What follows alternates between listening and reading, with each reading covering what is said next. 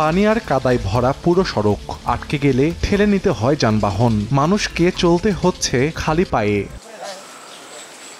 পটুয়াখালী সদর উপজেলার আউলিয়াপুর ইউনিয়নের মুচিরপুল বাজার ব্রিজ থেকে শারিকখালী মাধ্যমিক বিদ্যালয় পর্যন্ত 2 কিলোমিটার সংযোগ সড়ক এখনো পাকা করা হয়নি। রাস্তাটির বিভিন্ন স্থানে বড় বড় গর্ত সৃষ্টি হয়েছে। বর্ষা মৌসুমে জলাবদ্ধতা আর কাদার কারণে চরম ভোগান্তিতে পড়তে হয় স্থানীয়দের। এলাকাবাসী বলছেন, বারবার বিভিন্ন মহল ও জনপ্রতিনিধিদের জানানো হলেও এখনো মেলেনি কোনো সমাধান।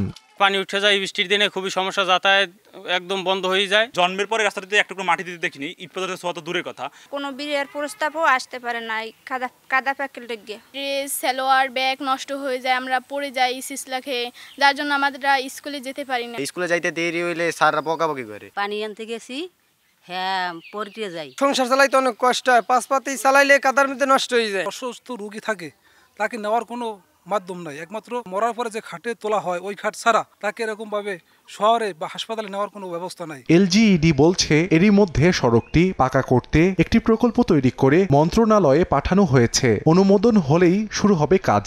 প্রাথমিকভাবে একটা পাকালো তৈরি করে পটুয়াখালী প্রকল্পতে অন্তর্ভুক্ত করা হয়েছে। এই প্রকল্পটি মিনিস্ট্রি পর্যায়ে আছে, এটা অ্যাপ্রুভাল হইলে আমরা পরবর্তীতে টেন্ডারে যাব। মুচিরপুল ব্রিজ শারিকখালী সড়কটি প্রতিদিন আউলিয়াপুর সহ 3 ইউনিয়নের অন্তত 5,000 মানুষ ব্যবহার করেন।